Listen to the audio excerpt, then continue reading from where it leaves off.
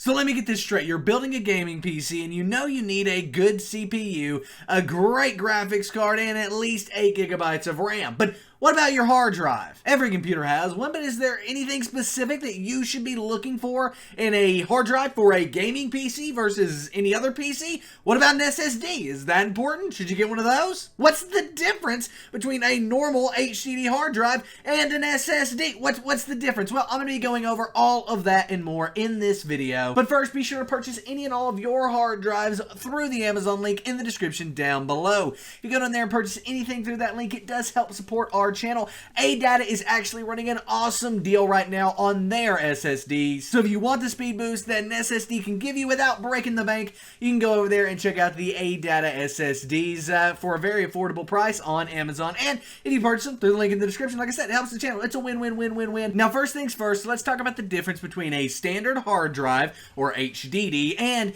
a solid state drive, also known as an SSD. I could get very technical here, but in all honesty, I don't think it's needed. In general, what you need to know is that an SSD is much faster at loading data than a traditional HDD. This is because in an SSD, there are no moving parts whatsoever, but in an HDD, a standard hard drive, there is moving parts. So, an SSD can definitely get your data a lot faster than something that has to move, an arm moving over a spinning disk, right? Like, that definitely is going to be a lot slower than a just card or a chip, right, that is storing all of your data. Now, the downside of using an SSD over an HDD, even though it's faster, is that typically SSDs are a lot smaller than your standard hard drives. We're not seeing 14 terabyte SSDs out there, but we are seeing 14 terabyte standard HDD hard drives. And this applies on the lower scale too. For example, $100 can get you a 4 terabyte Western Digital Blue hard drive. Standard Western Digital 4 terabyte hard drive is only going to cost you $100. Now,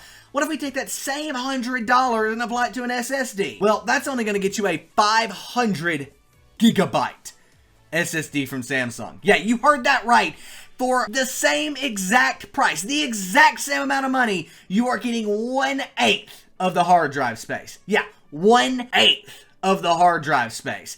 Absolutely insane price per gigabyte there, right? Super huge difference. 4 terabytes versus 500 gigabytes. Now, because of this price difference, it typically doesn't make sense to store your entire game library on an SSD. It's just not economical. But you don't have to necessarily store all of your games and everything on your system on one hard drive. You can actually store it on multiple ones. And this is where having both an SSD and an HDD comes into play. For example, let's take that $100 budget we started with, right? It would either give us 4 terabytes with a standard hard drive or 500 gigabytes with an SSD. What will it get us if we use the both method and have both an SSD and an HDD? Well, you could get a 1 terabyte Western Digital Blue hard drive for around $45 and get yourself a 240 gigabyte ADATA SSD for around $60. And using my exact math, we have over $16 left. After we've done that, we have 1.25 terabytes of hard drive space, and guess what, guys? We can keep any and all of our games on that 1 terabyte Western Digital drive, at least the ones we don't play often, and then on the SSD, we can keep our operating system, any and all programs we have, and then on top of that, probably our most played games. Say it's Fortnite, that would definitely fit on this. You're going to have about 25 gigabytes for a game on your SSD. Then you just put the rest of your games, the 1 terabyte or 500 gigabytes or however big your Steam library is, on your HDD, right on that separate 1 terabyte drive that you bought from Western Digital. Now sure, the games in your HDD are going to load a lot slower than that main game on your SSD, but that's okay. You're probably not playing them as often, and on top of that, guys, it is going to save you a lot of money when it comes to buying an HDD for your games versus buying that 1 terabyte SSD. Trust me. Now, I can hear the comment section down below. You don't need an SSD for a gaming PC? Ah! Okay. Calm yourself down. Sure, you don't need an SSD, but if you get one,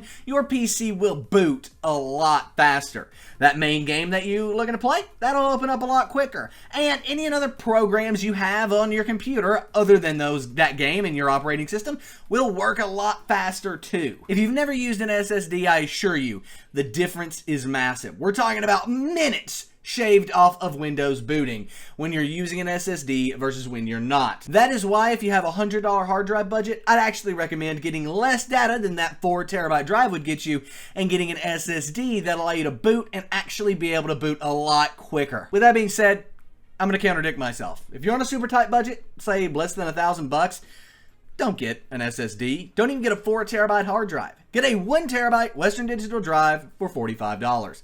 You can't beat that deal, and it's going to serve you perfectly well. Most people don't even fill up a terabyte, even with their games, operating system, and programs. It just doesn't happen, right? Most of the time, you can, at least if you're vigilant about it, keep your data under 1 terabyte without many issues. However, once you get to that $1,000 mark, it is time to really start seriously considering an SSD. Whether it's a 240 gigabyte one from ADATA or a huge 1 terabyte one from someone like Samsung, it doesn't matter. What you need to do when you have a $1,000 build is throw an SSD in there, because at that point, your components are good enough to definitely warrant it, and your budget is big enough to have the extra money to throw into a solid state drive. So yeah, that's it. That's how you can choose the hard drive for your gaming PC. If your budget's under $1,000, guess what? You don't necessarily need an SSD. Skip out on it and get yourself a standard 1 terabyte hard drive from Western Digital.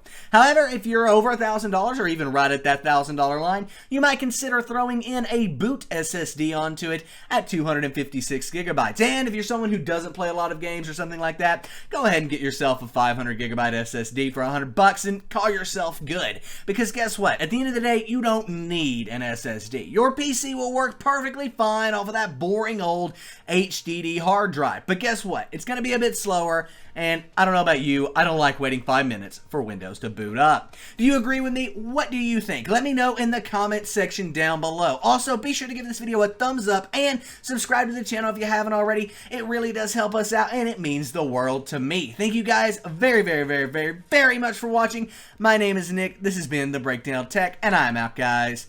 Peace.